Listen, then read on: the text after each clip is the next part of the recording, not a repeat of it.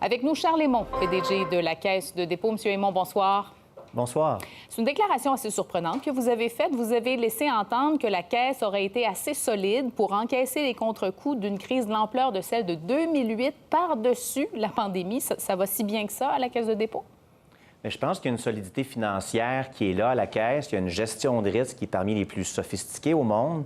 Puis on a une gestion prudente, tant au niveau de notre levier, de notre position. Et je pense que dans ce contexte-là, dans une situation comme on a vécu, c'est payant parce qu'on peut à ce moment-là redéployer, voir des opportunités puis en profiter. Est-ce qu'on doit quand même comprendre d'une telle résilience qu'on pourrait se diriger même vers des rendements positifs pour la deuxième moitié de l'année? Bien, écoutez, tout peut se passer jusqu'à la fin de l'année. Vous savez, on est dans un environnement assez volatile, un marché hors norme. Mais ce que je dirais, c'est qu'il reste des endroits où ça demeure un défi. Il y a encore des aéroports qui sont fermés, des centres d'achat, c'est un peu plus difficile. Il y a certains secteurs, comme vous avez dit, où est-ce que la reprise est inégale. Mais j'aime bien ce que je vois là, depuis le 31 mars et puis le rebond. Je crois que dans l'ensemble, la direction de tout ça s'est améliorée. Vous parliez de centres commerciaux, entre autres. Il y a de grandes pertes concernant vos actifs dans l'immobilier, pertes de 15 à 20 entre autres, notamment dans les centres commerciaux. Vous comptez réduire et transformer ces actifs-là? Oui, puis je pense que c'est quelque chose, on avait déjà un plan en marche. Cette crise-là a nécessité de l'accélérer. On est déjà très actifs, on a déjà fait certaines transactions, mais c'est une combinaison un peu de plusieurs mesures. Chaque centre d'achat pourrait avoir une solution qui lui est adaptée. Dans certains cas, ce sera un plan de redéploiement. On verra peut-être plusieurs catégories d'immobilier, le résidentiel se combiner avec le bureau, la logistique dans certains cas. Alors, il s'agit d'être prudent, d'avancer, d'être actif, mais de ne pas non plus en même temps faire une vente de feu. Je pense que dans le contexte actuel, on a le luxe d'être patient tout en étant très, très, très actif dans ce qu'on a identifié comme initiative. Être actif dans certains secteurs, entre autres, vous avez insisté aujourd'hui sur l'importance de donner de l'élan à des jeunes pousses dans des secteurs innovants.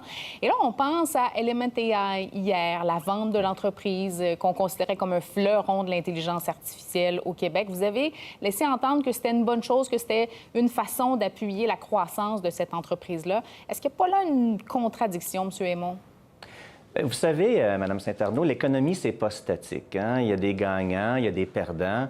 Et puis pour Element AI, on a 10 autres sociétés qui sont des jeunes pousses, des Lightspeed, des Nuvei, qui, dans le domaine technologique, fleurissent et deviennent des champions mondiaux. Maintenant, dans le cas d'Element AI, c'est très important pour nous, l'intelligence artificielle. On l'a vu avec l'annonce de l'acquisition d'Intact au Royaume-Uni. On a réussi à avoir des engagements Québec où le centre d'intelligence artificielle mondiale d'Intact va être à Montréal. C'est des centaines d'emplois dans ce secteur-là. Pour Element AI, on les a appuyés quotidiennement. C'est un dossier très intense. On a travaillé avec McKinsey. On leur a ouvert des portes. Mais en bout de ligne, ce modèle d'affaires-là n'a peut-être pas pris son sens commercial de la façon qu'on l'aurait espéré. Mais en même temps, on a trouvé un bon opérateur qui va ouvrir des portes. Les emplois d'intelligence artificielle restent au Québec. Dans les circonstances, c'était la meilleure solution. Vous avez évoqué d'autres joueurs du secteur, Lightspeed, Nuvei. Quel rôle la Caisse peut-elle jouer pour appuyer la croissance de ces entreprises-là, mais arriver à ce qu'on les garde lorsqu'elles seront devenues de grandes entreprises qui attireront l'envie de la Silicon Valley, par exemple? Bien, vous avez raison. Ces nouvelles sociétés-là, leur valeur est liée à des actifs intangibles, la propriété intellectuelle. On commence au départ à investir à travers des fonds qui, lorsqu'elles sont tout petites, on les identifie. On investit à travers ces fonds-là. Quand elles grandissent, c'est là qu'on arrive avec des investissements encore plus importants. On les accompagne à croître rapidement par acquisition sur la scène mondiale. Et vous avez raison, c'est à ce moment-là d'ancrer dès le départ avec nos droits de gouvernance, une présence au conseil, un accompagnement, de les suivre par la suite. Puis je pense qu'avec ces sociétés-là, bien, on crée vraiment le nouveau Québec Inc. qui émerge. Bon, il y a ce dossier avec Garda, M. Aymon, le PDG de Garda, qui vous accuse de lui mettre des bâtons dans les roues dans ses projets pour faire l'acquisition d'un géant de la sécurité, l'entreprise G4S. Vous lui avez répondu par une mise en demeure. Vous en êtes où dans ce dossier? Bien, on a pas mal tout dit là-dessus, Mme Saint-Arnaud. Ce que je dirais, c'est que, en premier lieu, nous avons, dès le départ, appuyé Garda quand ils avaient des discussions privées avec G4S. Et le souhait, le désir était de prioriser l'entreprise pour réaliser son rêve de devenir le champion mondial dans la sécurité. Ce que je dirais maintenant, une fois que l'entreprise décide de ne pas prendre notre offre, la Caisse a agi avec intégrité là-dedans. Et de cette façon-là, je veux rassurer tout le monde, mettre des bâtons dans les roues, c'est pas ce qu'on fait. On appuie les entreprises du Québec. Bon, on va passer au dossier du REM. Il y a eu des retards supplémentaires, plusieurs embûches liées en partie à la pandémie, le fédéral qui annonce possiblement un financement pour la station de l'aéroport Montréal-Trudeau. Ça n'a pas été facile, ce dossier-là. Et pourtant, vous laissez entendre que le rendement va rester dans la fourchette prévue? Mais vous savez, je crois qu'au niveau de ce projet-là, dans l'ensemble, oui, on est confiant, on réitère qu'on va être dans la fourchette de rendement. Vous savez, quand on se lance dans ces projets-là, on essaie d'être conservateur dans nos estimés, on a des solutions pour ce qu'on a à faire.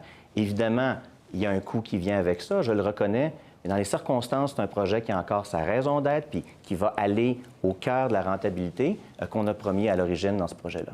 Bon, Monsieur Aymon, il reste quelques mois pour la fin de l'exercice. C'est un contexte toujours pas évident. On parle de ralentissement économique pour les prochains mois. Quelles sont vos priorités pour assurer la résilience de la Caisse? Bien, on continue toujours, je vous dirais, à exécuter notre stratégie. Alors, une stratégie qui s'oriente vers, au niveau du crédit, la dette privée. Au niveau des placements privés, ce qui a vraiment réussi, c'est d'être dans les bons secteurs. La fintech, l'assurance, la santé, la technologie. Au niveau de l'infrastructure, on est un des plus grands investisseurs au monde dans un contexte de relance par les gouvernements. Il y a énormément à faire dans les renouvelables. Alors, je pense qu'avec ces initiatives-là, si on continue à s'inscrire dans nos actions, on va arriver à avoir des bons rendements durables pour nos déposants. On se le souhaite tous. Merci beaucoup, M. Aymon. Merci, au revoir.